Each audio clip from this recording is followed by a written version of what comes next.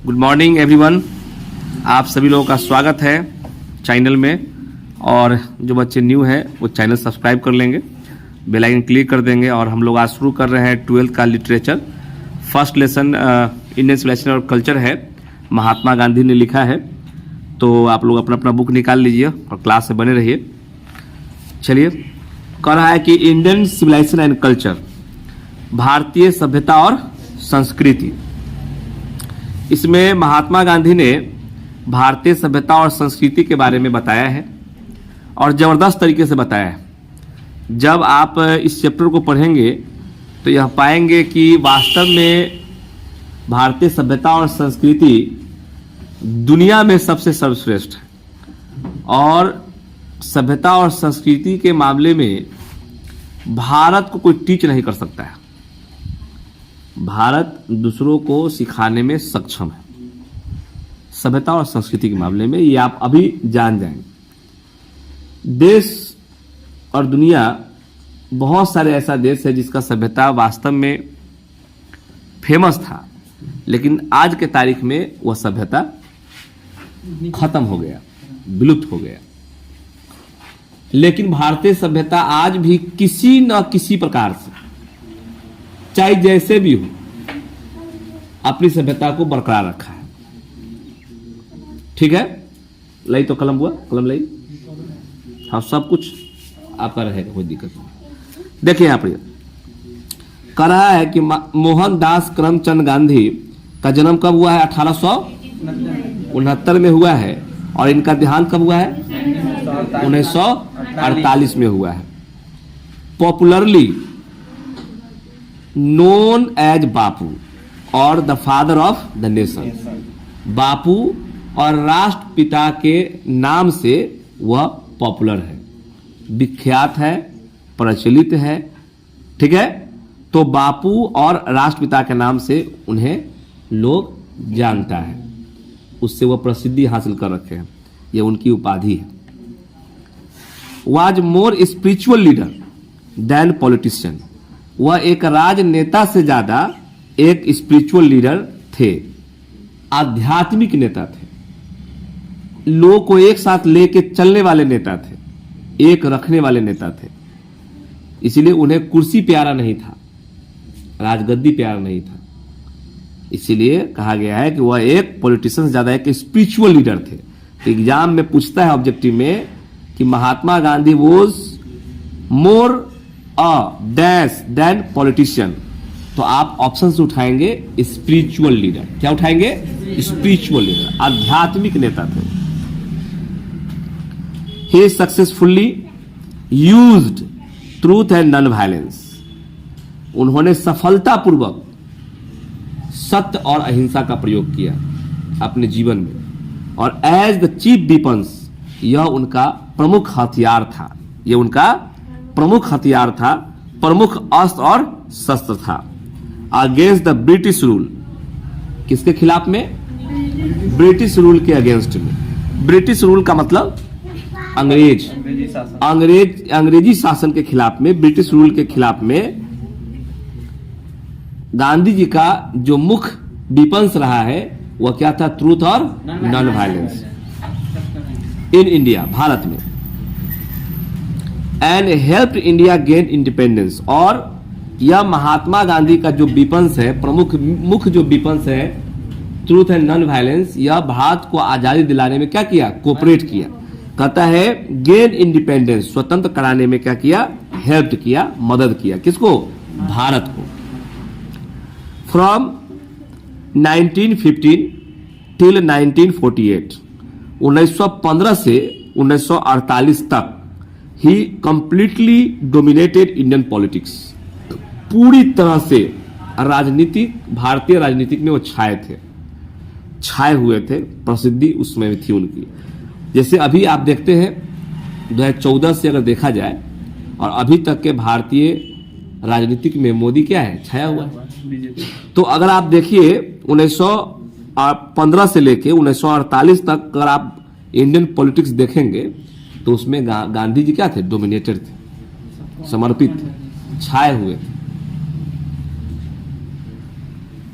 पूछता है एग्जाम में कि Mahatma Gandhi completely dominated Indian politics from, option देगा आपको फ्रॉम 1915 टिल 1948, तो ये आपका करेक्ट ऑप्शन होगा। और ही डाइड,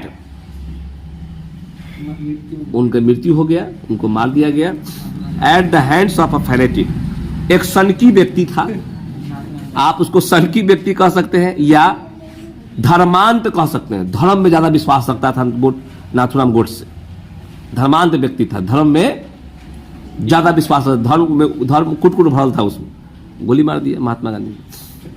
तो आप सनकी व्यक्ति कह सकते हैं, धर्मांत व्यक्ति कह सकते हैं। तो एक फैनेटिक व्यक्ति के हाथों उनकी मृत्यु हो जाती है 30 जनवरी 1948 को।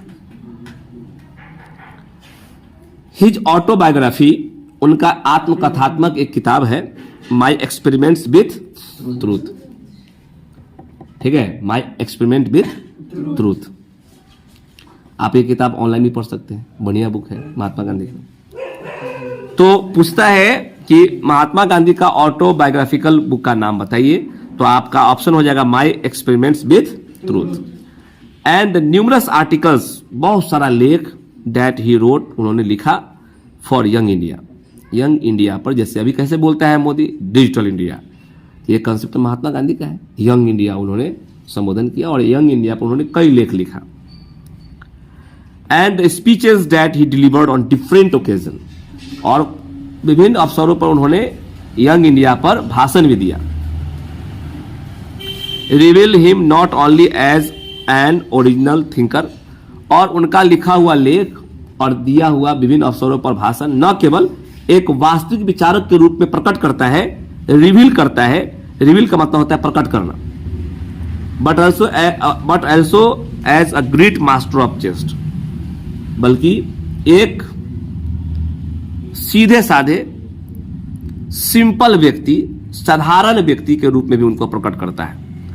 जब आप उनका लिखा हुआ लेख देखेंगे, दिया हुआ भाषण जब देखेंगे, तो न केवल एक वास्तविक विचारक के रूप में उनको प्रकट करता है, बल्कि एक ग्रेट मास्टर ऑफ चेस्ट, एक बिल्कुल साधारण व्यक्ति, महान व्यक्ति के रूप में भी उनको संबोधित करता है। यह आपको देखने को मिलेगा।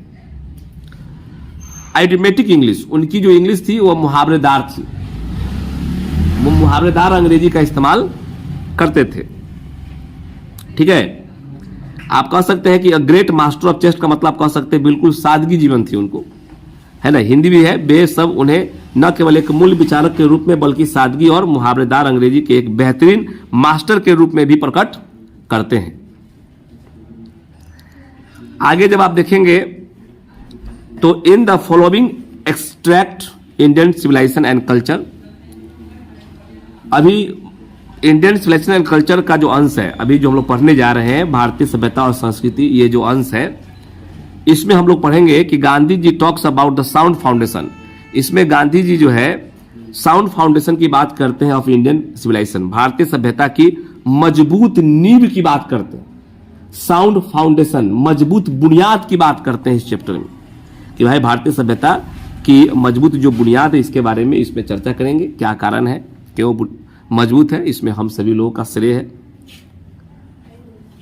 विच has successfully withstood the passage of time, जो समय के साथ साथ सुदृढ़ तरीके से अडिग है, अपने पथ पर, अपने रास्ते पर भारत अडिग है, खड़ा है, विथस्टूड है, डटा हुआ है। The western civilisation which has the tendency to privilege materiality can't match the Indian civilization that elevates the moral beings. पश्चिमी सभ्यता जो कि मेटेरियलिटी, भौतिकवाद, प्रिविलेज स्वीकार करने वाली मानसिकता रखने वाली देश है।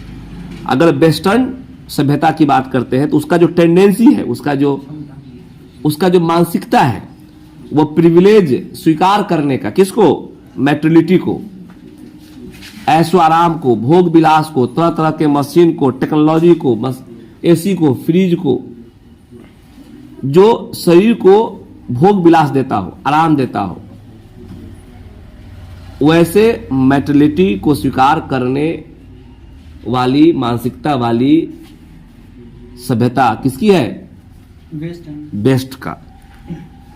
वेस्ट मतलब पश्चिमी। तो पश्चिमी सभ्यता का पूछेगा एग्जाम में कि पश्चिमी सभ्यता का टेंडेंसी कैसा है, तो आप कहेंगे प्रिविलेज मेटलिटी। क्या कहेंगे? मेटलिटी। मेटलिटी को प्रिविलेज करने की, स्वीकार करने वाली उनका टेंडेंसी रहा है।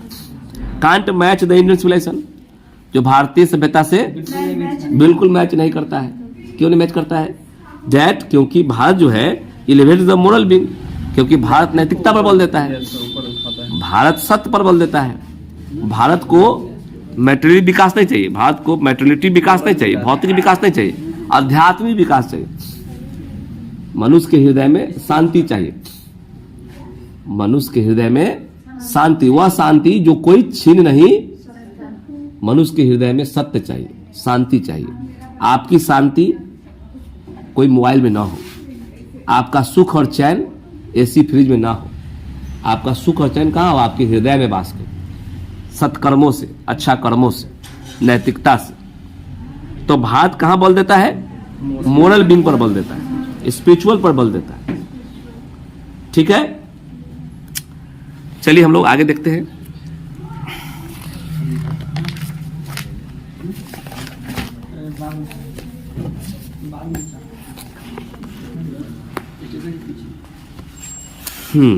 आगे हम लोग देखेंगे। आगे है आई बिलीव, यहां से आपका कहानी शुरू होता है। पर्सन स्टेंजा है, कहता है कि आई बिलीव, मेरा मानना है, that civilisation has India, the civilisation India has evolve, वह सभ्यता जिसे भारत ने विकसित किया है, डेवलप किया है, is not to be beaten in the world, वह संसार में परास्त नहीं हो सकता है।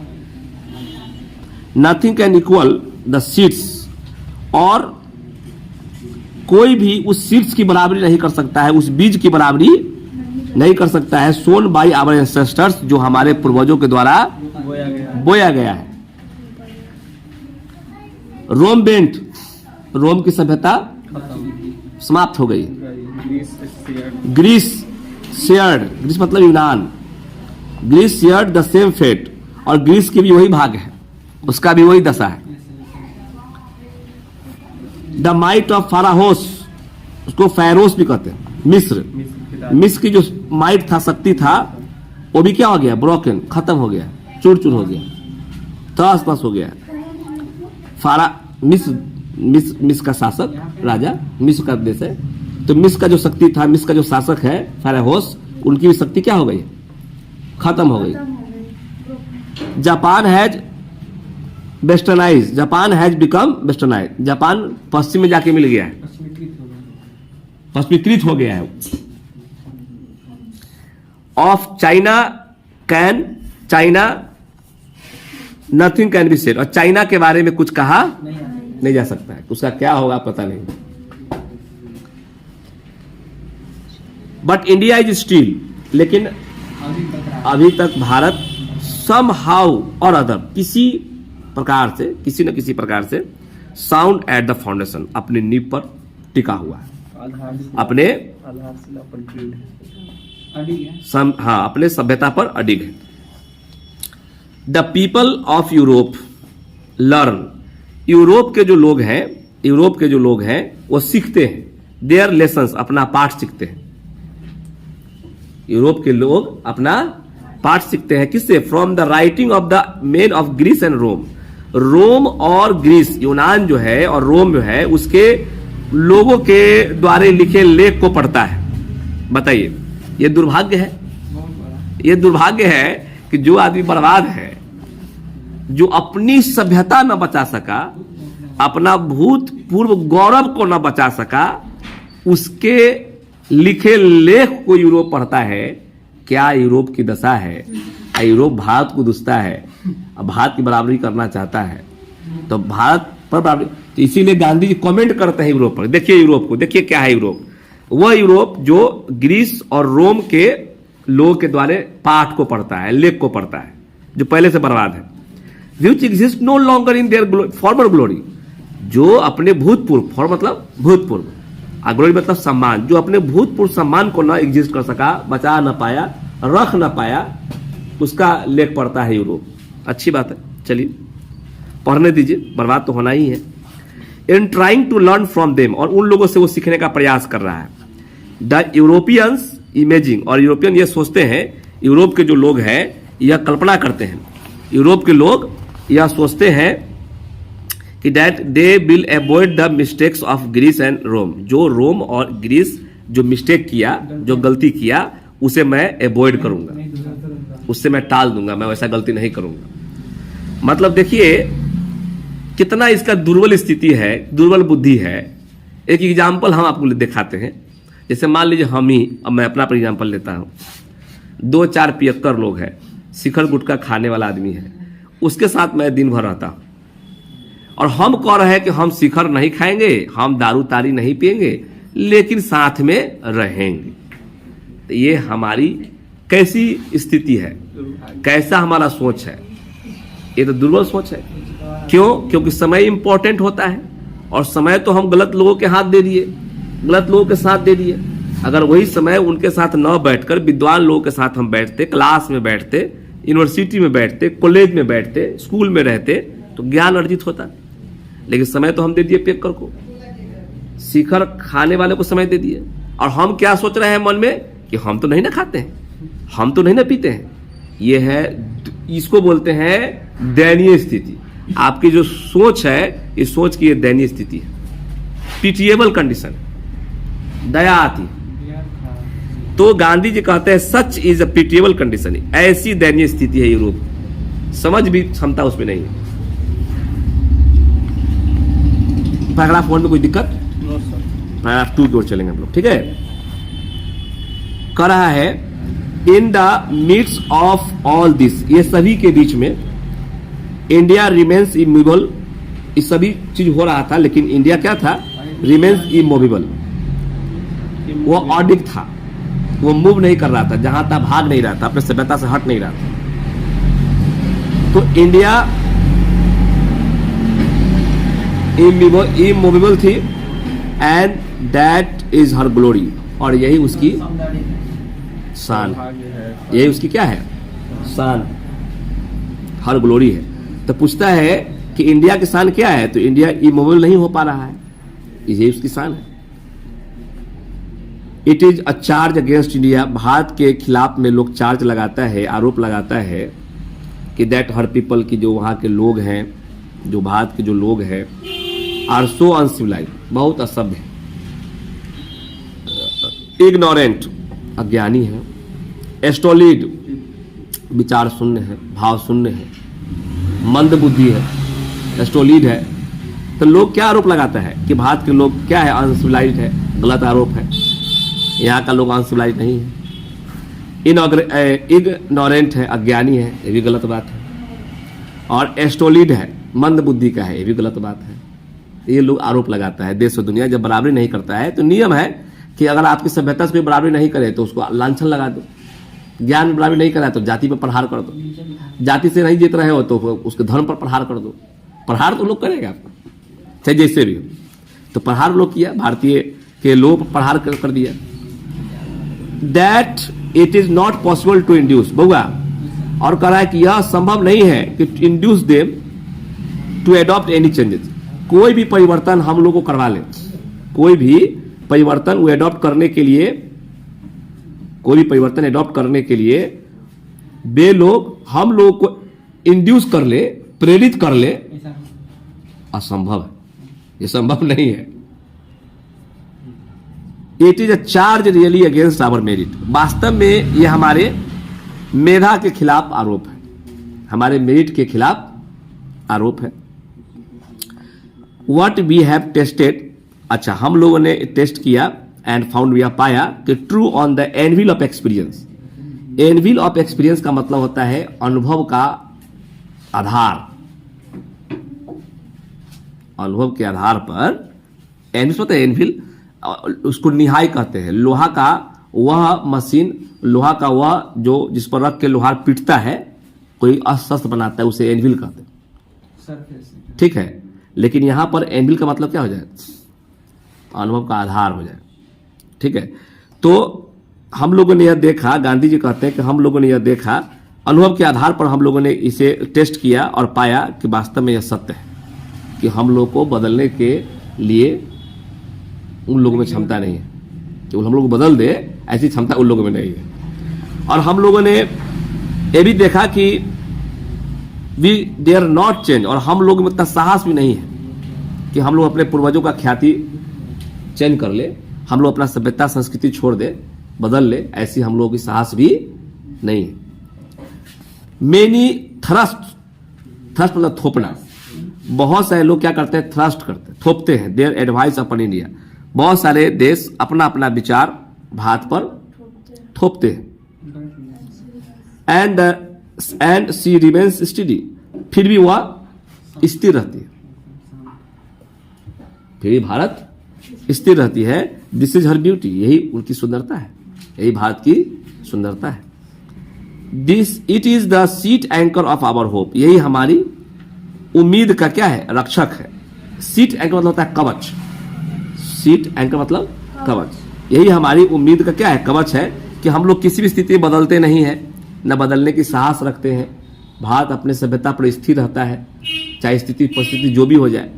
तो यही से हम लोग उम्मीद कर सकते हैं कि हमारी सभ्यता पहले थी, आज है और बाद में भी रहेगी, भविष्य में भी रहेगी। यही हमारी होप का क्या है, सीट एंकर है, कवच है, रक्षक है।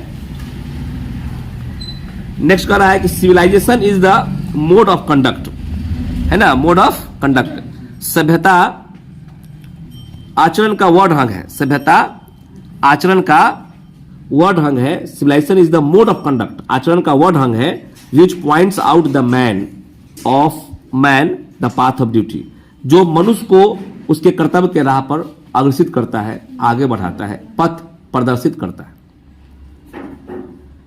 परफॉर्मेंस ऑफ ड्यूटी, अपने कर्तव्य का पालन करना, एंड ऑब्जर्वेंस ऑफ मोरलिटी, और नैतिकता का पालन करना, आर कन्वर्टिबल टर्म, ये संपरिवर्तनीय पद है। अगर आप कर्तव्य का पालन कर रहे हैं तो नैतिकता का भी पालन करना हो, ईमानदारी के साथ काम करना हो, ये दोनों एक दूसरे के क्या है, कन्वर्टिबल टर्म है। मतलब आप कर्तव्य का परफॉर्मेंस कर रहे हैं तो उसमें मोरलिटी का परफॉर्मेंस भी होना चाहिए, ईमानदारी से काम करना है, ईमानदारी से करना है, ये कन्वर्टिबल टर्म है। 2, एक आपको हम और समझा सकते हैं, इसका बहुत ही सिंपल तरीके से समझा दे आपको। जैसे मेरा काम है पढ़ाना, ठीक है, लेकिन हम घर से जब चले तो कोई रास्ता में आदमी कुआं में गिर गया, तो मेरा पहला कर्तव्य है बाइक रोककर उसको बचाना। तो बताइए ये कन्वर्टिबल टर्म है कि नहीं है? समय स्थिति के अनुसार आपका कर्तव्य बदलता है। अभी मेरा कर्तव्य आपके प्रति अलग है, यहाँ से जाएंगे घर पर तो फिर अलग हो जाएगा, मार्केट में फिर अलग हो जाएगा, लेकिन कर्तव्य का तो पालन करना है, लेकिन मोरलिटी का भी पालन, ईमानदारी नैतिकता का भी पालन करना है, इसलिए कन्वर्टेबल टर्म है। टू ऑब्जर्व मोरलिटी, नैतिकता का पालन करना, अगर आप नैतिकता का पालन करते हैं, is to attain mastery over our minds, इसका मतलब है कि आप अपने मस्तिष्क पर मास्टरी हासिल कर रहे हैं, अपने मस्तिष्क, आप अपने मस्तिष्क का कंट्रोलर बन रहे हैं, सेनापति बन रहे हैं। एंड आवर पैशन, अगर आप ऐसा कर रहे हैं, अगर आप नैतिकता का पालन कर रहे हैं, तो समझ जाइए कि आप अपने मन और अपने वासना, कामना, इच्छा पर भी आप क्या कर रहे हैं, महारत हासिल करने जैसा है। सो डूइंग, ऐसा करके, वी नो आवर सेल्फ, हम लोग खुद को जान पाते हैं, ऐसा करके हम लोग अपने आप को समझ पाते हैं, जान पाते हैं। The Gujarati equivalent for civilization means good conduct. बउआ ध्यान लगे, ये पूछता है the Gujarati equivalent for civilization, जो गुजरात के जो लोग होते हैं वह सभ्यता के इक्विवेलेंट क्या मानते हैं, गुड कंडक्ट, मतलब अच्छा आचरण। मतलब अगर आप में अच्छा आचरण है, इसका मतलब है कि आप सभ्यता को क्या करते हैं, मानते हैं, सभ्यता को मानते हैं, मतलब आप में अच्छा आचरण है।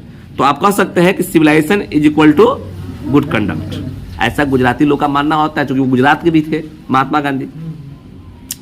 यहां तक कोई दिक्कत? If this definition be correct, यदि ये परिभाषा सही है, जो बात हम लोगों ने अभी पढ़ा, ये सारी बात क्या है, सही है, तो देन इंडिया, तब भारत को as so many writers have shown, जैसा कि बहुत सारे राइटर ने भारत के बारे में बताया है, दिखाया है, भारत के बारे में लिखा है, बताया है, has nothing to learn from anybody else. अगर ये परिभाषा सही है, और जैसा कि बहुत सारे राइटर ने भारत के बारे में बताया भी है, अगर ये परिभाषा सही है तो भारत को किसी से कुछ भी सीखने की आवश्यकता नहीं। Nothing to learn anybody else from anybody else, किसी से कुछ भी सीखने की आवश्यकता नहीं। And this is as it should be, Bharat वैसा ही है जैसा कि इसे होना चाहिए। तो ये आपका था चौथा पैराग्राफ। यहां तक कोई दिक्कत? अच्छा ठीक है, थोड़ा सा हम लोग रुकेंगे। तो हम लोग 4 हो गया था ना बुआ, चलिए 5 में आइए। कराए be notice that the mind is a restless bird. अच्छा, हम लोग देखते हैं कि माइंड जो होता है, मनुष्य का जो माइंड है वो एक रेस्टलेस बर्ड है। क्या है? अशांत पक्षी है। The more it gets the more it wants, ये जितना ही पाता है उतना ही पाने की इच्छा रखता है। एंड स्टिल रिमेन सेटिस्फाइड, और फिर भी असंतुष्ट रह जाता है। The more we indulge in our passion, जितना भी हम लोग अपने पैशन में इंडल्ज करेंगे, जितना ही हम लोग अपनी इच्छा में डूबेंगे, द मोर अनब्रिडल दे बिकम, उतना ही हमारा इच्छा बेकाबू हो जाएगा, अनब्रिडल हो जाएगा। इसीलिए इस पर लगाम लगाना जरूरी है। आवर एंसेस्टर्स देयरफॉर, इसीलिए हमारे पूर्वज जो है, set limit to our indulgence, हमारे आसक्ति की सीमा उन्होंने तय की है। हमारी आसक्ति की सीमा, हमारे सोचने का जो तरीका है, उसको उन्होंने क्या किया? सेट किया है। दे सॉ, वे लोगों ने देखा, that happiness was largely a mental condition, कि हैप्पीनेस जो होता है एक मेंटल कंडीशन है। अगर तुम मन से खुश हो, संतुष्टि तुम्हारे अंदर है, तो तुम खुश हो। खुश रहने के लिए ऐसा नहीं कि पैसा चाहिए, बहुत बड़ा घर चाहिए, घोड़ा चाहिए, ऐसा नहीं है। क्योंकि हैप्पीनेस क्या है कि मेंटल कंडीशन है, तो अपने मेंटल को स्ट्रांग बना लो, तो हमेशा सदैव खुश रहोगे। इसीलिए हमारे पूर्वजों ने कहा है कि आसक्ति की सीमा है। अपने आवेग में, अपने सोच में, भोग विलास में आपको बिलीव नहीं हो जाना है, क्योंकि खुशी एक मेंटल कंडीशन है। A man is not necessary happy because is rich, मतलब आदमी इसलिए खुश नहीं है। बुआ कहा man is not necessary happy because is rich, आदमी इसलिए खुशी नहीं है क्योंकि वो क्या है? धनी है। और अनहैप्पी बिकॉज इज रिच, और इसलिए अनहैप्पी नहीं है क्योंकि वो क्या है? गरीब है। The rich are often seen to be unhappy, गरीब लोगों को क्या देखा गया है? गरीब लोगों को, अमीर जो लोग हैं उसको आमतौर पर अनहैप्पी देखा गया है। अमीर लोगों को आमतौर पर क्या देखा गया है? अनहैप्पी देखा गया है। The poor to be happy, और गरीब लोगों को क्या देखा गया है? क्यों देखा गया है? क्योंकि गरीब लोगों को चिंता ही नहीं है, न लूटने का चिंता, न छिन जाने का चिंता, जो अपना कमाया खाया सो गया बिंदास। लेकिन अमीर को बहुत चीजों की चिंता होती है, गाड़ी छिन जाने की, बैंक से पैसा गायब हो जाने की, कोई लूट लेगा, अपहरण कर लेगा, एक नहीं प्रॉपर्टी लूट जाने की, कई चिंता होती है। तो यह देखा गया है कि अमीर लोग क्या होते हैं? अनहैप्पी होते हैं, और गरीब लोग क्या होते हैं? हैप्पी होते हैं। यह देखा गया है। Millions will always remain poor, करोड़ों लोग सदैव गरीब ही रहेंगे, ये बात हम भी जानते हैं, गरीबी रहेंगे। इसीलिए आप मन की संतुष्टि को खोजिए, उसके लिए काम कीजिए, क्योंकि हैप्पीनेस मेंटल कंडीशन है। ऑब्जर्विंग ऑल दिस, ये सब को ध्यान में रखते हुए आवर एंसेस्टर्स डिस्ट्रीब्यूटेड अस, हमारे पूर्वजों ने हम लोगों को बताया है, मना किया है, डिस्ट्रीब्यूट किया है, मना किया है फ्रॉम लग्जरीज एंड प्लेजर, हम लोगों को भोग विलास से हम लोगों को दूर रखा है। इसीलिए हमारे पूर्वज हम लोगों को भोग विलास से क्या किए हैं? दूर रखे। We have managed with the same kind of plough, हम लोगों के पास एक ही प्रकार की क्या होता है? झोपड़िया होता है। We have the manage with the same kind of plough as existence thousands of year ago, हजारों साल पहले अगर जाइए तो देखिएगा हम सभी लोगों के पास एक ही प्रकार का हल था खेत जोतने के लिए, सब लोग हम लोग समान थे। और we have remain the same kind of cottage, और हम लोगों के पास एक ही प्रकार की झोपड़िया थी, उसी तरीके के झोपड़िया को भी हम लोग, एक ही प्रकार की झोपड़िया हम लोग रखते थे। That we had in former times, कहा पुराने समय में, and our indigenous education, indigenous education, और हमारा जो स्वदेशी शिक्षा है, रिमेन्स द सेम, वह सब क्या था, सेम था एज बिफोर। हमारा जो शिक्षा पर ऐसे अभी नहीं, कोई सीबीएसई बोर्ड हो गया, कोई बिहार बोर्ड हो गया, कोई यूपी बोर्ड हो गया, कोई कोटा में चला गया, ऐसा नहीं। हम लोगों की जो स्वदेशी शिक्षा थी क्या थी, सेम थी, एक ही प्रकार की थी। We have had no system of life corroding competition, हमारे यहाँ जीवन को बर्बाद करने का कोई कंपटीशन नहीं होता था।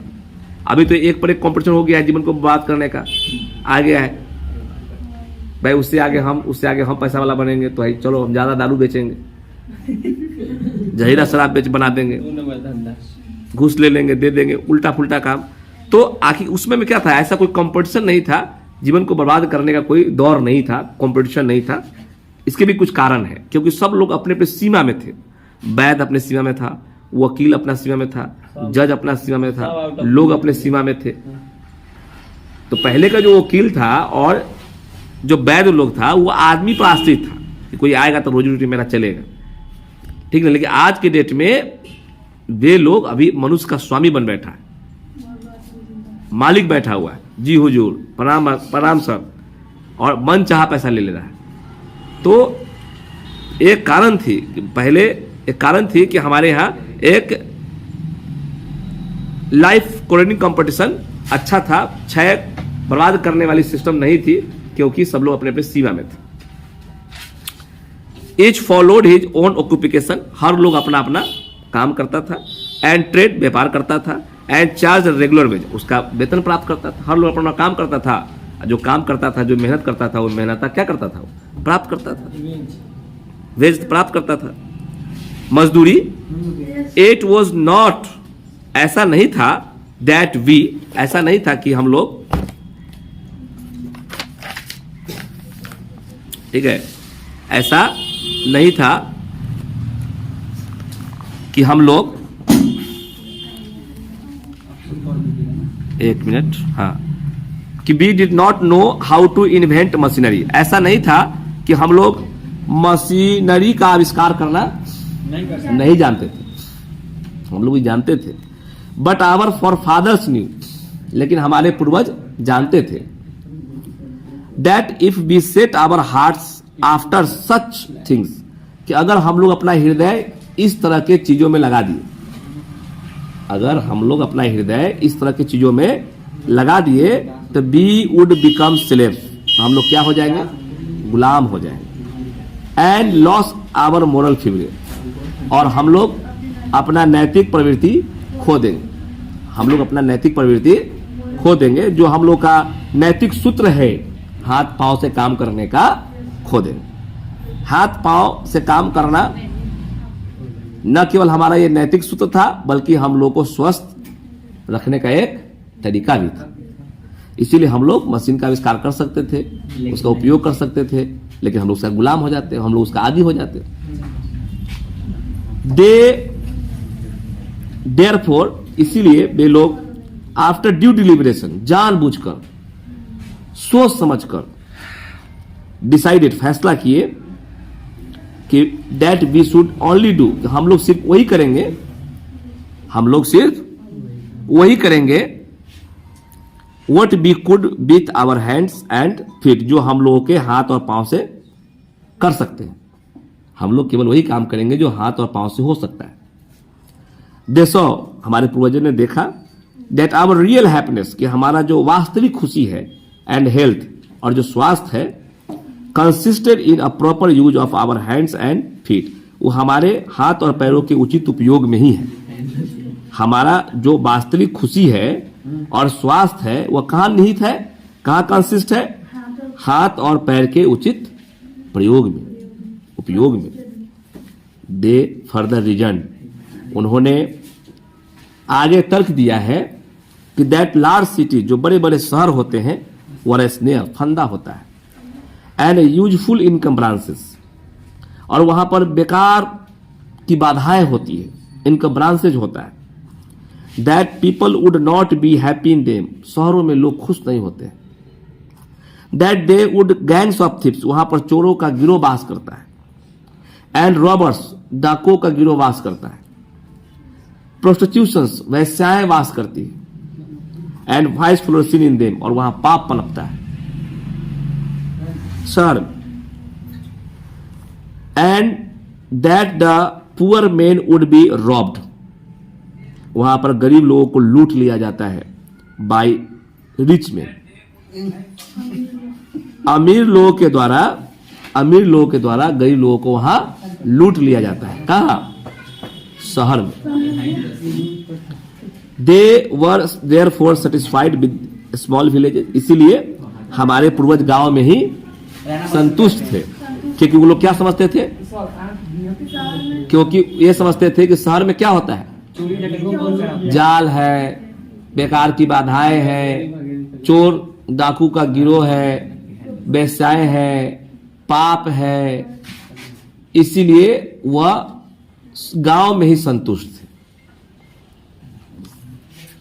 दे सॉ, वे लोगों ने देखा, that kings and their swords, कि राजा और उनके तलवार, were inferior to the sword of ethics, और नैतिकता के तलवार से क्या था? नीचे था, तुच्छ था।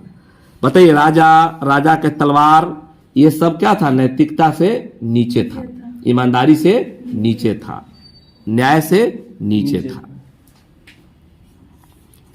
And they therefore held the sovereigns of the earth, जो देश के, पृथ्वी का जो राजा होता था, सम्राट होता था, सोवरिंग होता था, वह क्या था? Inferior to the rishis and the fakir, वह ऋषि मुनि फकीर से भी क्या थे? नीचे थे।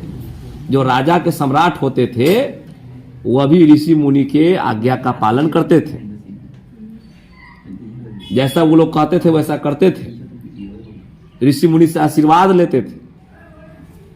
तो पहले क्या था कि जो पृथ्वी का जो राजा होता था वह ऋषि मुनि से, फकीर से क्या होता था? नीचे होता था। राजा और राजा की तलवार नैतिकता के तलवार के अधीन थी, न्याय सबसे ऊपर था, ऋषि मुनि ऊपर था, ज्ञान ऊपर था। ऋषि मुनि फकीर, ऋषि कहने का मतलब ज्ञान बांटने का काम करते थे।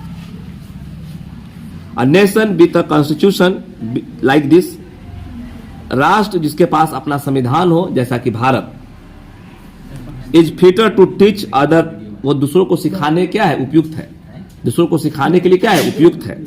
Then to learn from others, दूसरों से सीखने की अपेक्षा सिखाने में क्या था? वो उपयुक्त था, माहिर था, योग्य था। द नेशन हैड कोर्ट्स, बताओ इस देश के पास क्या था?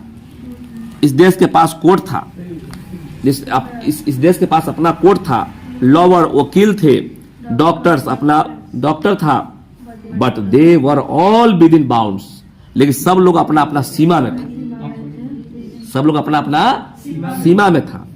Everybody knew that these professions were not particularly superior, हर एक लोगों को यह जानकारी थी कि ये जो पेशा है वह बहुत ज्यादा अच्छा नहीं है, सुपीरियर नहीं है। क्यों नहीं है? क्योंकि moreover these vakils and vaids did not rob people. क्यों अच्छा है? क्योंकि वो लोग जानते थे कि इसके अलावा ये जो वकील हैं, वैद्य हैं, लोगों को लूटते नहीं थे। जानते थे कि ये प्रोफेशन ठीक नहीं है, भुखमरी भी आ जाएगा, डॉक्टर बनेंगे तो, वैद्य बनेंगे तो, वकील बनेंगे तो भुखमरी भी आ जाएगा। अब कोई लोग ना आया हमसे इलाज कराने के लिए, कुछ पूछताछ करने के लिए, वकील राय विचार लेने के लिए, क्योंकि पहले लोग पंचायती करके ही गांव घर में ही मुद्दा को निपटा देते थे। वैद्य लोग ठीक कर लेता था, तो लोग अपना घर में घरेलू उपचार करके भी बीमारी ठीक कर लेते थे। तो बहुत कम लोग वैद्य के पास, वकील के पास जाते थे। तो उन लोगों को भय होता था कि भाई लोग ना आएगा तो हमारा रोजी रोटी कैसे चलेगा। तो वो लोग जानते थे कि ये सब प्रोफेशन ठीक नहीं है। और वे लोग कहां थे? अपने अपने सीमा में थे, ठीक है। वे लोग लोगों को लूटते नहीं थे, डिड नॉट रॉब पीपल, लोगों को नहीं लूटते थे। दे वर कंसिडर्ड पीपल्स डिपेंडेंस, और वे लोग यह समझते थे कि जो पीपल्स डिपेंडेंस, कि हम लोग किस पर डिपेंड हैं? लोगों पर हम लोग आश्रित हैं। नॉट देयर मास्टर, हम लोग उनके स्वामी नहीं है। लेकिन आज का डॉक्टर क्या समझता है, आज का वकील क्या समझता है कि हम लोगों के स्वामी है, मालिक है, जैसे कहेंगे वैसे चलेगा। लेकिन पहले ऐसी बात नहीं थी। जस्टिस वॉज टेरेबली फेयर, न्याय साफ सुथरा था, सहनीय था। न्याय जो था पहले सहनीय रूप से साफ सुथरा था। न्याय, जो दोषी है उसको दंड मिलता था, जो सही है उसको मुक्त किया जाता था। तो न्याय भी पहले थी, अब तो सब पैसा बिक जाता है। द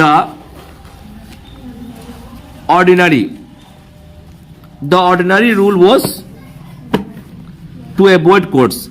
अच्छा, जो छोटा मोटा जो मुद्दा होता था बाबू, जो ऑर्डिनरी रूल्स होता था, छोटा मोटा अगर कोई है विवाद है तो लोग कोर्ट से बचते थे, कोर्ट नहीं जाते थे। लोग अपने में बैठ के उसको क्या करते थे, सलट लेते थे, कोर्ट से बचते थे, कोर्ट नहीं जाते थे। वो जानता था कि कोर्ट जाएंगे तो वहां पर सब लूटने वाला बैठा हुआ है। तो अदालत से बचना सामान्य नियम था। देयर वर नो टॉट्स, दलाल नहीं होता था पहले। टॉट्स मतलब दलाल, पहले दलाल नहीं होता था। टू ल्यूर, फंसाने के लिए। पीपल इन टू देम, मतलब वहां पर कोई जंजीर, कोई जटिल चीजों में फंसाने के लिए पहले कोई दलाल नहीं होता था। जो बिचौलिया होता था उलझाने के लिए, फंसाने के लिए, वो नहीं था। दिस इविल टू, अगर ये बुराई भी थी, मतलब दलाल था भी, was noticeable only in and around Capitals, तो सिर्फ राजधानी में था और राजधानी के आसपास था।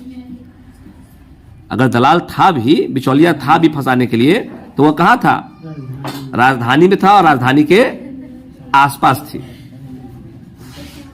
The common people lived independently, बउआ जो सामान्य व्यक्ति होते थे, स्वतंत्र जो सामान्य व्यक्ति होते थे, वो रहते थे कैसे, इंडिपेंडेंटली। वो किसी पर डिपेंड नहीं रहते थे, अपना कमाते थे, खाते वे अपना रोजगार व्यापार करते थे, नियमित वेतन पाते थे, किसी पर डिपेंड नहीं होते थे। एंड फॉलोड देयर एग्रीकल्चर, वे लोग अपना अपना खेती बाड़ी करते थे, ऑक्यूपेशन अपना पेशा करते थे। दे एंजॉयड ट्रू होम रूल, और वे लोग अपने गांव का स्वराज का सच्चा आनंद प्राप्त करते थे। जो वास्तव में होम रूल होता है, गांव का जो नियम कानून होता है, उसको कायदे कानून उसको पालन करते हुए गांव का वह क्या करते थे, आनंद लेते थे। तो दे एंजॉयड ट्रू होम रूल, वे लोग सही मायनों में स्वराज का आनंद लेते थे। देखिए हम लोग 9 को, चलिए तो हम लोग आगे देखते हैं 9। The Indian civilisation as described by me, भारतीय सभ्यता जिसे मेरे द्वारा वर्णित किया गया है, has been so described by its वैरायटीज, इसके जो अनुयायी है, भारत के जो मानने वाले जो लोग हैं, वह उसी प्रकार से वो भी डिस्क्राइब किए हैं।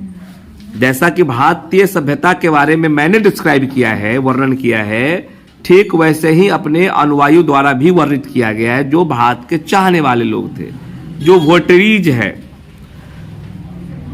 आप देखिएगा, is in no part of the world, ऐसा संसार में कोई हिस्सा नहीं है, एंड अंडर नो सिविलाइजेशन, ना ही कोई सभ्यता है, have all main attend perfection, ऐसा कोई दुनिया में कोई जगह नहीं है, ना ही ऐसी कोई सभ्यता है जिसमें हर लोग परफेक्शन पूर्णतः प्राप्त किया हो, पूर्ण रूप से वह सभ्यता को एडॉप्ट कर लिया हो। ऐसा कोई सभ्यता, ऐसा कोई देश नहीं है। थोड़ा बहुत गड़बड़ी सब में रहती है, वो अलग बात है।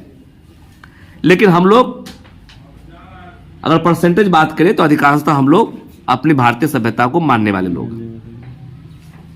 लेकिन दुनिया में किसी भी हिस्से में या कोई किसी भी सभ्यता के सभी मनुष्यों ने कभी पूर्णता प्राप्त नहीं किया है, कुछ न कुछ त्रुटि रह ही जाती है। द टेंडेंसी ऑफ इंडिया, भारतीय सभ्यता का जो टेंडेंसी रहा है, मानसिकता रहा है, is to elevate the moral being, वो नैतिकता को बढ़ाने पर रहा है। That of the western civilization, लेकिन जो पश्चिमी सभ्यता है, वेस्टर्न सिविलाइजेशन है, इज टू प्रोपोगेट, वो फैलाता है इमोरलिटी, और नैतिकता को फैलाता है। द लैटर इज गॉडलेस, और दूसरा यह है कि वह क्या करता है, लेटर, पहले वह ईश्वर विहीन था, पहले क्या था, ईश्वर विहीन था। The former is based on belief in God, और पहले क्या था, फॉर मतलब पहले, बाद में तो ईश्वर विहीन हो गया, लेकिन पहले क्या था कि पहले ईश्वर में वो विश्वास पर आधारित था। So understanding and so doing, वो बात को अंडरस्टैंडिंग भी करता था, एंड सो डूइंग, ऐसा विश्वास भी करता था। मतलब जितना या जितनी समझ उतनी ही विश्वास भी है। It behoves every lover of India, और यह भारत के हर प्रेमी को, जो बिहोव्स करने वाले हैं, एवरी लवर ऑफ इंडिया, भारत के जो भी मानने वाले लोग हैं, प्रेम करने वाले लोग हैं, उनको बिहोव्स करना चाहिए। To cling to the old Indian civilization, उसे पुराने भारतीय सभ्यता से चिपका रहना चाहिए। Even as a clean child clings to the mother's breast, जैसे कोई बच्चा अपने माँ के छाती से, स्तन से चिपका रहता है, वैसे पुराने भारतीय सभ्यता से भारत के प्रेमी को चिपके रहना चाहिए। I am no hater of the west, मैं पश्चिम से नफरत नहीं करता हूं। I am thankful to the west, मैं तो बेस्ट का आभारी हूं। फॉर मेनी अ थिंग, बहुत सारी चीज़ों के लिए। I have learn from western literature, मैं पश्चिमी सभ्यता से बहुत कुछ सीखा हूं, मैं उसके लिए उसका आभारी हूं। But I am thankful to modern civilization, मैं आधुनिक सभ्यता का भी, जो अभी वर्तमान में चल रहा है सभ्यता, मैं आधुनिक सभ्यता का भी आभारी हूं। फॉर टीचिंग मी, जो उसने मुझे सिखाया है।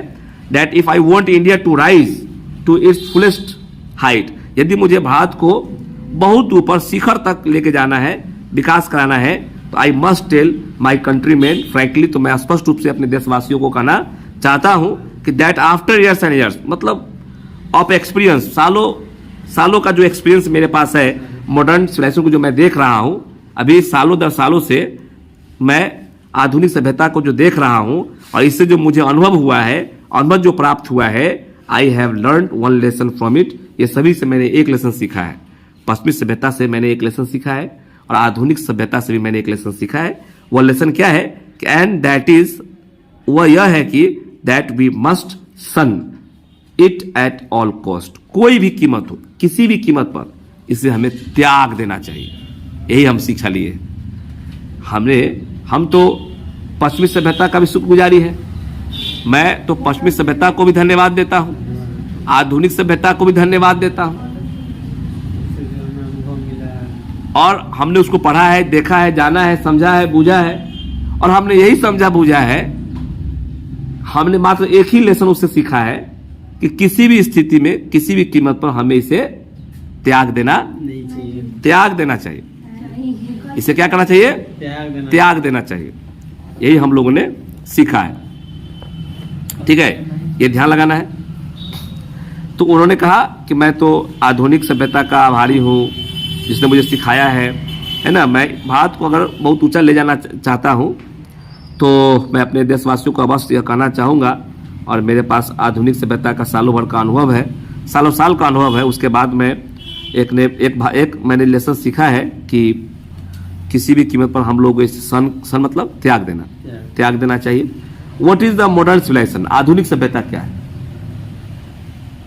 ये इंपॉर्टेंट क्वेश्चन है, पूछेगा 12th। आधुनिक सभ्यता क्या है? It is the worship of the material, ये वस्तुओं की पूजा है, भौतिक चीजों की पूजा है और कुछ नहीं है। It is the worship of the brute in us, हम लोगों में जो वस्तु को लेकर जो भूख है, राक्षसपन है, जानवर है, इसका पूजा है और कुछ पूजा नहीं है। इट इज अनएडल्ट्रेट मटेरियलिज्म, ये बिल्कुल भौतिक कोराबाद, मतलब बिल्कुल भौतिकवाद है, कोरा भौतिकवाद, पूरी तरह से भौतिकवाद की सभ्यता है। एंड मॉडर्न सिविलाइजेशन, और आधुनिक सभ्यता,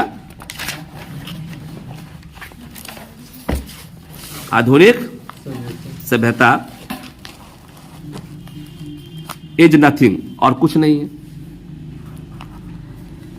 if it does not think every steps of triumph of material civilization, अगर यह हर कदम पर भौतिक सभ्यता की विजय की नहीं सोचता, हर कदम पर भौतिक सभ्यता के विजय पर नहीं सोचता, तो शायद ऐसा नहीं होता। लेकिन आधुनिक में ऐसा नहीं है, वो हर स्टेप पर भौतिक चीजों की विजय की सोचता है।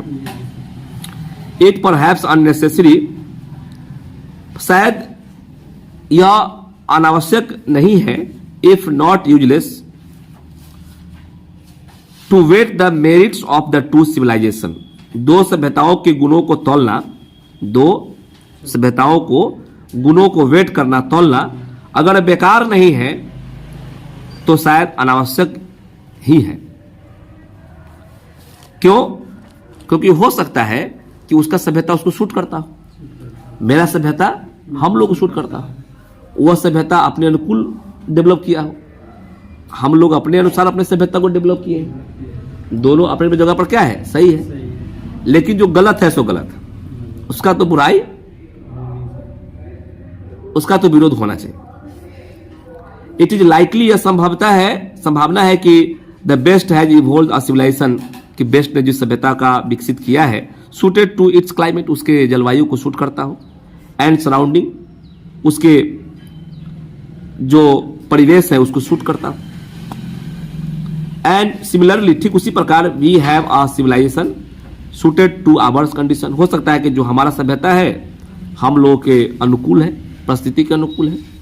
एंड बोथ आर गुड, और दोनों सही है, in their own respective sphere, और दोनों ही अपने अपनी जगह अच्छे हैं।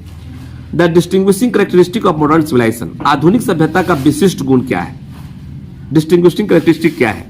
तो आधुनिक सभ्यता का जो विशिष्ट गुण है, is an indefinite multiplicity of human bonds, वह क्या है, अपनी इच्छाओं को अनंत तक फैलाना है। अगर आधुनिक इच्छा, कोई पूछे आपसे कि आधुनिक सभ्यता का विशिष्ट गुण बताइए, तो आधुनिक सभ्यता का विशिष्ट गुण क्या है? यही है कि जो मानव का, जो इंसान का जो चाह है वह इंडेफिनिट कर दीजिए, फैलाते जाइए, पाते जाइए, फैलाते जाइए, पूरा हो चाहे नहीं हो। तो यही तो आधुनिक सभ्यता का विशिष्ट गुण है। The characteristic of ancient civilization, अगर आप प्राचीन सभ्यता का विशेष गुण की बात करेंगे तो is an imperative restrictions upon and restrict regulating of, तो वह क्या है, दिज वांट्स, इन इच्छाओं पर अनिवार्य रूप से प्रतिबंध करना है और इनका सख्ती से पालन करना है। अगर आप पुरानी सभ्यता को देखते हैं, आप एंशिएंट सिविलाइजेशन को देखिएगा और उसके विशिष्ट गुण को देखिएगा, तो उसका विशिष्ट गुण क्या है? उसका विशिष्ट गुण है अनिवार्य रूप से उस पर क्या करना, पाबंद लगाना, इंपेरेटिव रेस्ट्रिक्शन, अनिवार्य रूप से क्या करना है, रेस्ट्रिक्शन लगाना अपन उनके सोच पर, स्ट्रिक्ट रेगुलेटिंग ऑफ, बिल्कुल कठोरता से नियंत्रण करना उस पर, दिज वांट्स, इन इच्छाओं पर, इच्छा को फैले नहीं देना, सख्ती के साथ पेश आना। द मॉडर्न या वेस्टर्न इनसेटिबलनेस, आधुनिक और पश्चिमी असंतुष्टि, आधुनिक जमाने में जो असंतुष्टि लोगों में आया है, पश्चिमी में जो असंतुष्टि आया है, एराइजेस, जो असंतुष्टि उठा है, really from want of living faith in the future state, कि वास्तव में जो भविष्य में वो लोग विश्वास नहीं करता है, देयरफॉर आल्सो इन डिविनिटी, और ईश्वरीय में विश्वास नहीं करता है, यही कारण है कि उसकी असंतुष्टि बढ़ी है। भविष्य में, भविष्य की स्थिति जो भी है, फ्यूचर स्टेट जो भी हो, तो भविष्य की स्थिति और दिव्यता में जीवंत विश्वास की इच्छा से उत्पन्न होती है, और वो तो उसमें है नहीं, इसीलिए असंतोष हो गया उसमें। The restraint of ancient of eastern civilization, प्राचीन और पूर्वी सभ्यता का जो संयम है, अगर हम लोग एंशिएंट को देखते हैं, ईस्टर्न जिसमें हम लोग हैं, अगर उसकी सभ्यता को देखते हैं तो एराइजेस फ्रॉम अ बिलीफ, तो उसमें एक विश्वास उत्पन्न होता है। Often in spite of us, हम लोग के बावजूद, इन अ फ्यूचर स्टेट, भविष्य में हम लोग विश्वास रखते हैं। The existence of our divine's power, और भगवान के ईश्वर पर हम लोग को विश्वास होता है, ईश्वर में हम लोग को विश्वास है, ईश्वर की शक्ति में विश्वास है। अक्सर भविष्य की स्थिति और एक दिव्य शक्ति के अस्तित्व के बावजूद हम लोग उसे विश्वास रखते हैं, यही कारण है कि असंतुष्टि हम लोग में नहीं है। असंतुष्टि कहाँ नहीं है? एंशिएंट में नहीं है, मतलब प्राचीन में नहीं है, और ईस्टर्न में नहीं है। असंतुष्टि कहाँ है? मॉडर्न में है और वेस्टर्न में। Some of the immediate and brilliant result of modern invention, अभी आप देख सकते हैं कि आधुनिक जो खोज हो रहा है, इन्वेंशन हो रहा है, उसके आप इमीडिएटली तत्काल ब्रिलियंट रिजल्ट आप देख सकते हैं, चमत्कारी परिणाम देख सकते हैं। आधुनिक आविष्कारों ने नतीजे कुछ इतने तत्कालीन और शानदार होते हैं कि are too maddening to resist, कि आदमी रोक ही नहीं पाएगा अपने आप को, पागल हो जाएगा। आदमी को पागल कर दिया, तरह तरह चीज़ों को वो खरीदना चाहता है कि भाई चल जल्दी रोटी बन जाए, जल्दी खाना बन जाए, जल्दी ये हो जाए, जल्दी खेत जोता जाए, जल्दी मसाला पिसा जाए, पूरा घर जल्दी ठंडा हो जाए। तो आदमी पागल हो गया है। इतना चमत्कारी आविष्कार हो रहे हैं कि लोग उसके पीछे पागल हो गया, उसको चाह के भी नहीं रोक पाएगा। रेसिस्ट आधुनिक आविष्कारों ने के नतीजे कुछ इतने तत्कालीन और शानदार होते हैं कि खुद को रोक पाना बड़ा मुश्किल हो जाता है।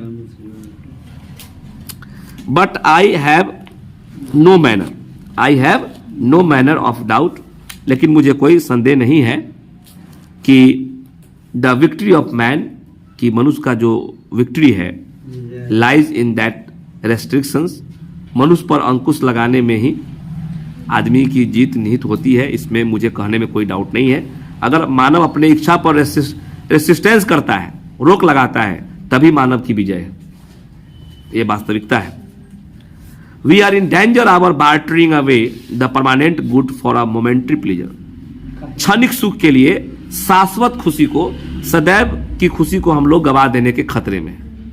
क्षणिक सुख के लिए, थोड़ा देर के लिए, 5 मिनट 10 मिनट के लिए, क्षणिक सुख के लिए हम लोग सदैव की जो खुशी होता है उसको गवा देने के डेंजर में, खतरे में हम लोग आ गए।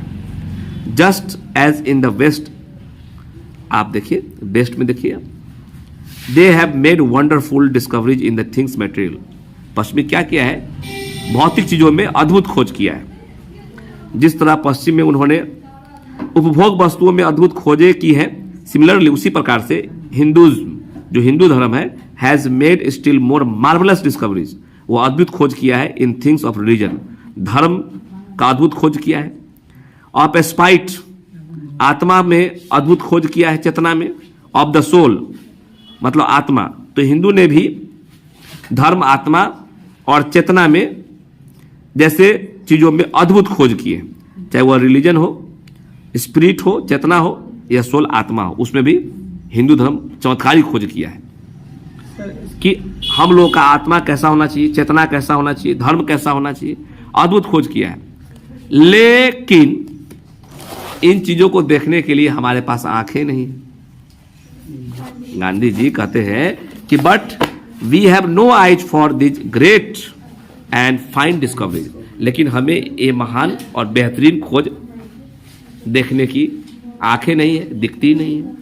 वी आर डेजल्ड, हम लोग चकाचौंध हो गए बाय द मटेरियल प्रोग्रेस, ये भौतिक विकास को देखकर हम लोग चकाचौंध हो गए।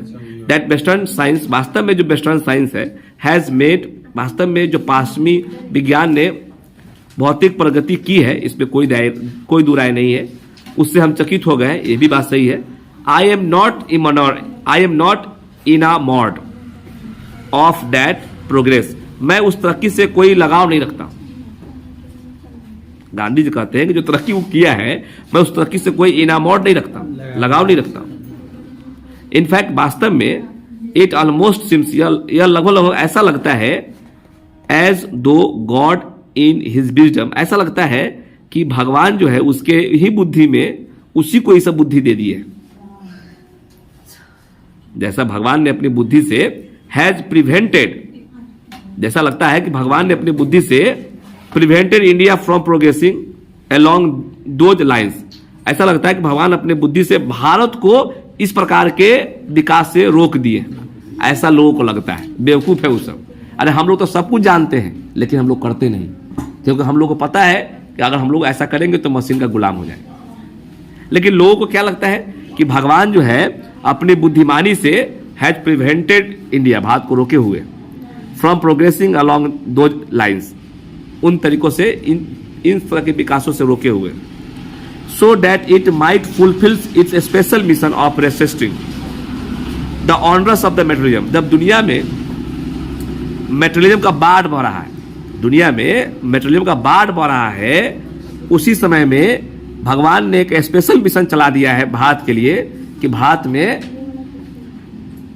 मेटेरियल प्रोग्रेस ना हो सके। लोगों को ऐसा लगता है भारत को उन रास्तों पर आगे बढ़ने से रोक दिया है ताकि भारत भौतिकवाद के इस प्रभाव को रोकने के अपने विशेष उद्देश्य को पूरा न कर सके, ऐसा लोगों को लगता है। चलो हम लोग देखेंगे अब 17 में। आफ्टर ऑल, आखिरकार, there is something in Hinduism, Hindu धर्म में ऐसा कुछ न कुछ तो है, that has kept it alive up till now, जिसने इसे अब तक जीवित रखा है। बउआ, हिंदू धर्म में कोई ना कोई ऐसी बात है जो अब तक जिंदा है, पहले भी थी, बहुत पहले, और स्टिल अभी तक है। तो कोई ना कोई खास बात है इसमें।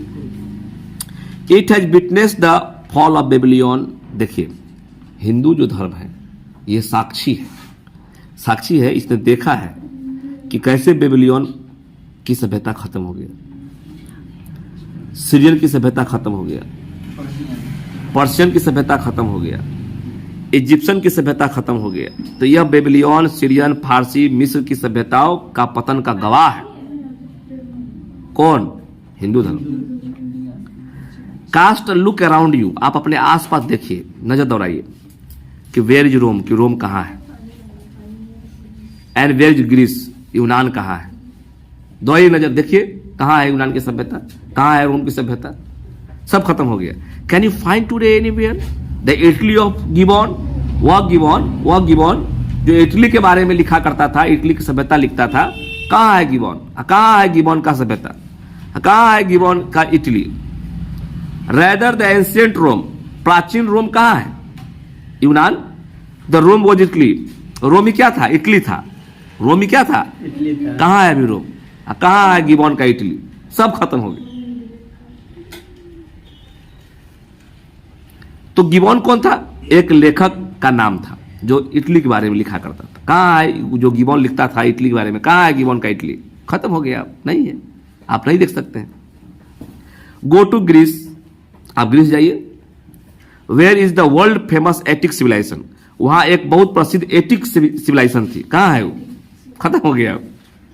पूछेगा आपसे कि एटिक सिविलाइजेशन किससे बिलोंग करता है, तो किससे बिलोंग करता है? ग्रीस से। बहुत इंपॉर्टेंट क्वेश्चन है, समझ लीजिए आप, ठीक है। देन कमिंग टू इंडिया, तब जाके भारत आइए, भारत आइए। Let one go through the most ancient record, और भारत का इतिहास पढ़िए, उसका आप एंशिएंट रिकॉर्ड को पढ़िए, देखिए, और and then look around you, तब अपने चारों ओर देखिए। And you would be constrained to say, आप कहने पर मजबूर हो जाएंगे, आप कहने पर मजबूर हो जाएंगे, यस आई सी हेयर, हाँ मैंने यहां देखा एंशिएंट इंडिया, हाँ मैंने प्राचीन इंडिया देखा, स्टिल लिविंग, अभी भी जिंदा है। आप भारत के बारे में पढ़िए, और जैसा आप पढ़ेंगे वैसा आप देखने का प्रयास कीजिए अपने आसपास, अभी भी आपको मिलेगा गाय का गोबर का ढेर। तो अभी भी कहीं ना कहीं भारतीय सभ्यता, संस्कृति, खासतौर पर हिंदू धर्म अभी भी जीवित है किसी न किसी प्रकार से।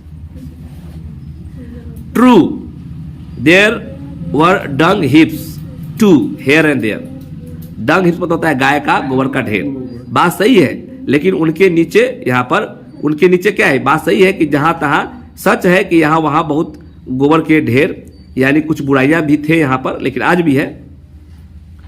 But there are rich treasure buried under them, लेकिन उनके नीचे समृद्ध खजाने दफन थे। मतलब हमारा संस्कृति, सभ्यता उसके नीचे दफन था, यही हमारे लिए खजाना है।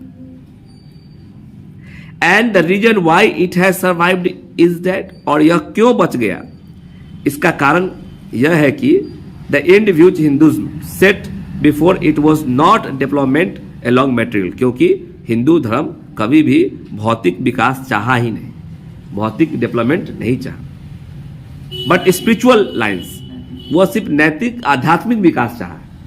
हिंदू धर्म ने अपने लिए विकास का अंतिम लक्ष्य भौतिक नहीं बल्कि आध्यात्मिक राह पर तय किया था।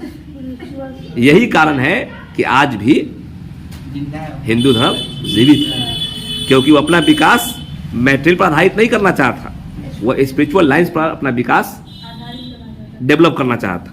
आवर सिविलाइजेशन, हमारा जो सभ्यता है, आवर कल्चर, हमारा जो कल्चर है, संस्कृति है, आवर स्वराज, जो हमारा स्वराज है, depends not upon multiplying our wants, हम लोगों को इच्छा बढ़ाने पर नहीं है। हमारा जो सभ्यता है, हमारा जो कल्चर है, हमारा जो स्वराज है, अपनी इच्छाओं को बढ़ाते जाने पर निर्भर नहीं है।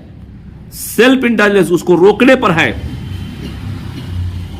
सेल्फ इंडल्जेंस भोग विलास में डूबने पर नहीं है, अपनी इच्छाओं को बढ़ाते जाने पर नहीं है, बट अपन रेस्ट्रिक्शन वर्ड्स अपनी इच्छाओं पर नियंत्रण करने पर है। सेल्फ डिनियल आत्म त्याग पर है। आपको आत्म त्याग आता है, अपने इच्छाओं पर नियंत्रण करने आता है। इस पर आधारित है हमारा स्वराज, हमारा सभ्यता, हमारा कल्चर, संस्कृति।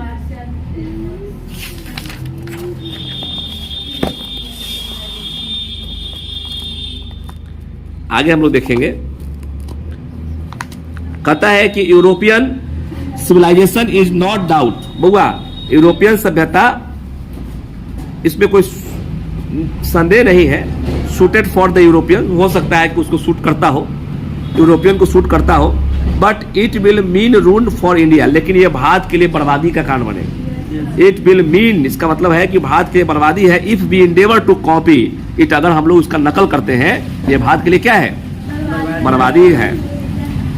This is not to say that, यह कहने की बात नहीं है कि वी मे नॉट एडॉप्ट, हम लोग उसको स्वीकार नहीं कर सकते हैं, and assimilate what ever may be good and capable of assimilation by us. उन सभ्यताओं में जो भी अच्छा और हमारे द्वारा आत्मसात करने में सक्षम हो, उसे हम अपना और आत्मसात नहीं कर सकते, आत्म उसको स्वीकार नहीं कर सकते। As it does not also mean that, ऐसा कि इसका मतलब यह भी नहीं है कि even the Europeans will not have to part with whatever evil might have crept into it. देखो, कहता है ऐसी बात नहीं है, यूरोप में पश्चिमी सभ्यता में जो अच्छाइयां हैं हम लोग उसको स्वीकार करेंगे,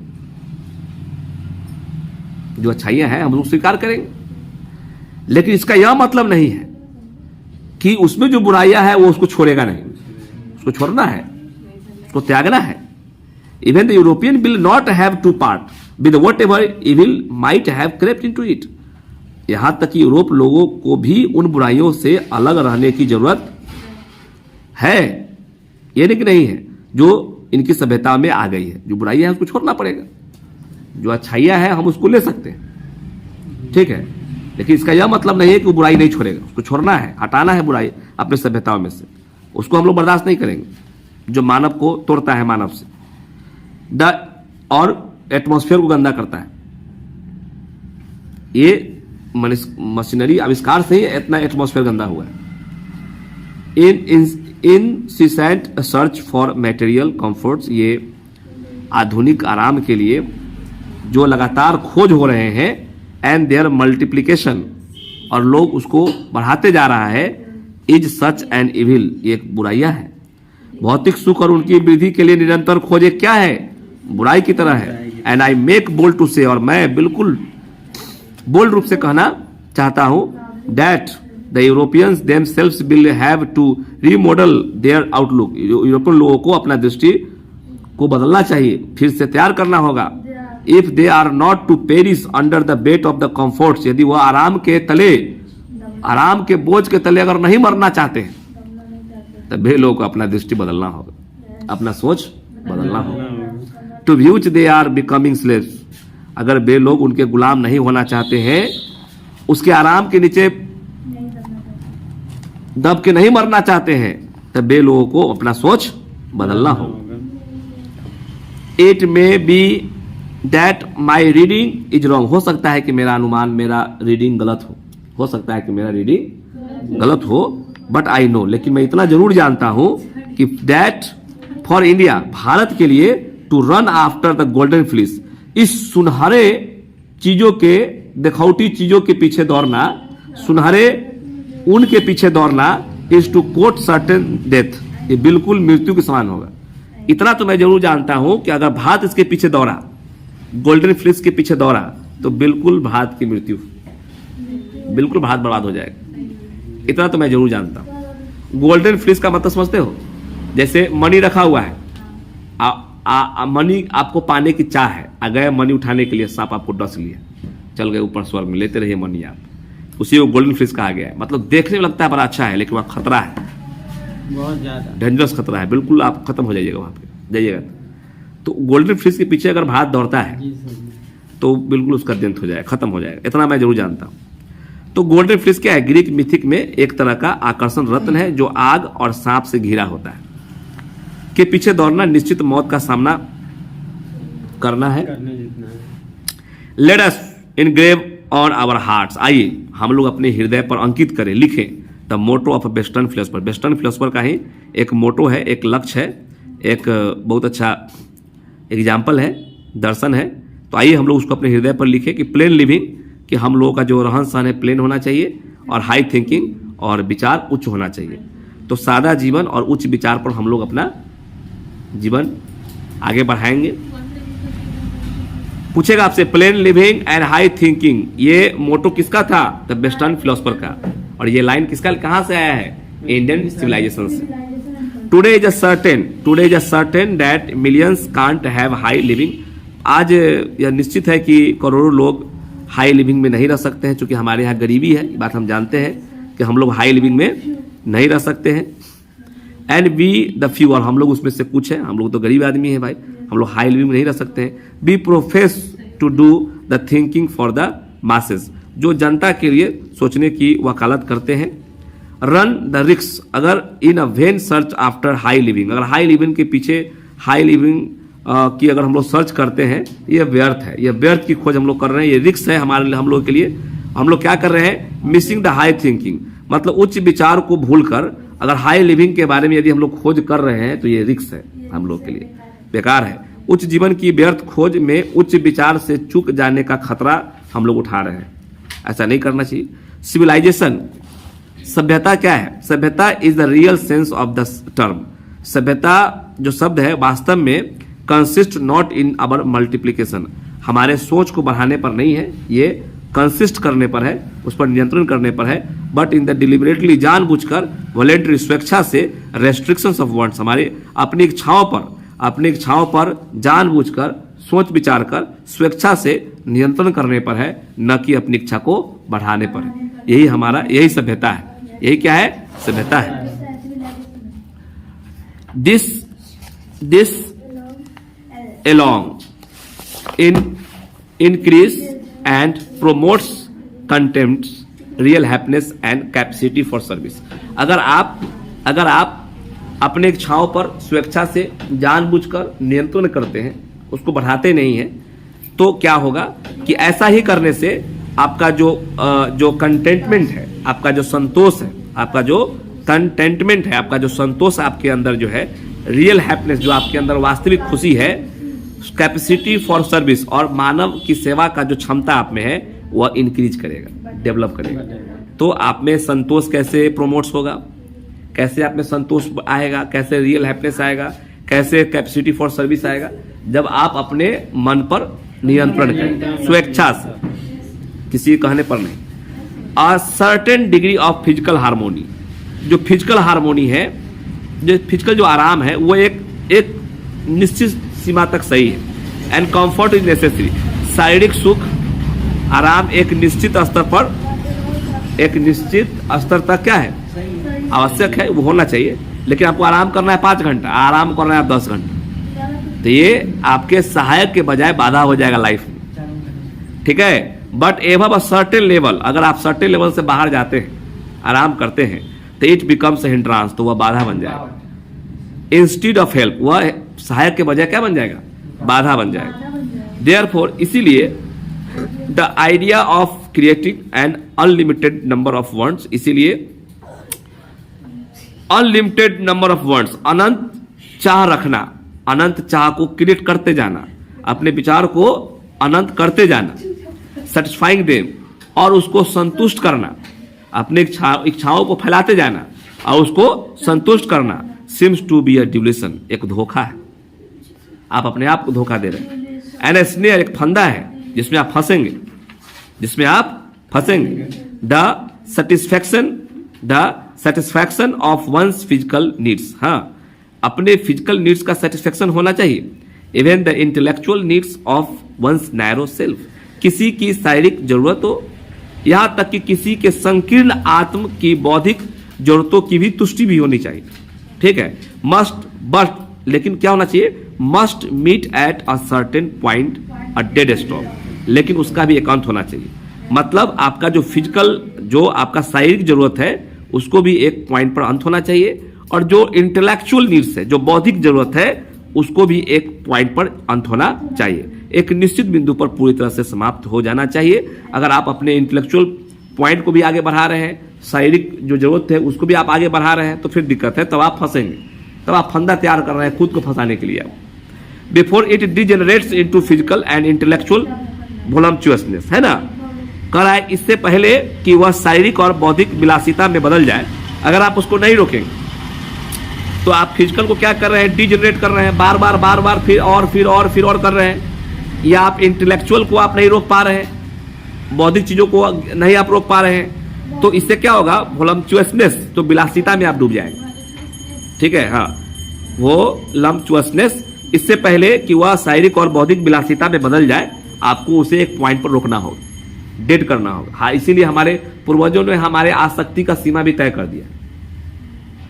हम लोग को मना करके भी गए कि हम लोग को भोग विलास की ओर ज्यादा नहीं जाना। A man must arrange his physical and cultural circumstances, कोई भी व्यक्ति, हम आप कोई भी हो, उसका एक फिजिकल, एक शारीरिक और सांस्कृतिक जो परिस्थिति है उसको व्यवस्थित करना चाहिए कि भाई हमको कितना पूजा पाठ करना है। ऐसा नहीं कि सोमवारी कर लिया, मंगलवारी कर लिया, बुधवारी कर लिया, बृहस्पतिवारी कर लिया, रोज पूजा कर रहा है। मतलब उसका कल्चरल सर्कमस्टांसेस निर्धारित नहीं है। जैसे मुस्लिम में 3 टाइम नमाज पढ़ रहा है, सुबह जा रहा है, दोपहर जा रहा है, रात में जा रहा है, तो भाई गजीब आदमी है। आप 3 टाइम नमाज पढ़ रहे हैं, 2 टाइम नमाज पढ़ रहे हैं, तो गड़बड़ स्थिति है। तो उसका क्या है, कल्चरल सर्कमस्टांसेस नहीं है, वो अरेंज नहीं है, इसी कारण उसका विकास नहीं हो रहा है, उसका विकास अवरुद्ध है, काम छोड़ देगा, जाएगा नमाज पढ़ने। तो कहने का मतलब यह है बउआ कि उसका शारीरिक और सांस्कृतिक परिस्थिति व्यवस्थित नहीं है, इसलिए वो बाधा बन जा रहा है, उसके विकास नहीं हो पा रहा है। सो डैट, ताकि they do not hinder him in the his service of humanity. अगर आप अपने फिजिकल और कल्चरल सर्कमस्टांसेस को अरेंज करते हैं, व्यवस्थित करते हैं, तो इससे फायदा क्या होगा कि they did not hinder him, तो आपको वह रुकावट नहीं डालेगा, किसमें, हिज सर्विस ऑफ ह्यूमनिटी, मानवीय सेवा में वो रुकावट नहीं डालेगा। नहीं तो मानवीय सेवा में रुकावट, चूंकि आप अपने में पूजा पाठ में विलीन है, अपने भोग विलास में विलीन है, तो क्या आप मानव सेवा करेंगे? क्या आप दूसरों को देखेंगे, कोई आदमी मर गया कि हट गया, कि कोई हमारा संबंधी और रिलेशन में लोग भूखा मरा पड़ा हुआ है, क्या देखेंगे आप जब अपने भोग विलास में डूबे हुए हैं? तो on views all his energies, ताकि अगर आप अपना फिजिकल और कल्चरल सर्कमस्टांसेस अरेंज करते हैं तो आप क्या कर सकते हैं, मानवीय सेवा कर सकते हैं और सारा एनर्जी आप इकट्ठा कर सकते हैं। देखिए लिखता है all his energy should be concentrated, आप सारा एनर्जी को एकत्रित करके आप मानवीय सेवा में लगा सकते हैं, विकास में लगा सकते हैं, तो ताकि वे मानव की सेवा में उसे बाधा न पहुंचाए जिस पर उसकी सभी ऊर्जाएं केंद्रित होनी चाहिए। तो मनुष्य का सारा ऊर्जा कहाँ केंद्रित होना चाहिए, मानवीय सेवा पर। जैसे मशीन क्या करता है, मनुष्य का समय बचाता है। जैसे हमको जाना है मुजफ्फरपुर, तो पैदल जाएंगे तो थक जाएंगे, तो हम पकड़े ट्रेन, आप पहुंच गए आधा घंटा में, 1 घंटा में, तो समय हमारा बच गया और शरीर में एनर्जी बना रहा, थके भी नहीं। तो आखिर जो टाइम बच गया आपका और जो एनर्जी आपका बच गया, तो उस एनर्जी को, टाइम को कहाँ लगाना है, तो उस टाइम को, एनर्जी को अपने विकास में लगाना है, क्योंकि आपका विकास ही आपके घर, समाज और देश का विकास है। तो अब जाकर आपका अपना विकास होगा, तब जाकर आप समाज सेवा कर सकते हैं। आप खुद पढ़े लिखे नहीं हैं, क्या पढ़ाइएगा? आप खुद विकसित नहीं है, क्या विकसित कीजिएगा लोगों को?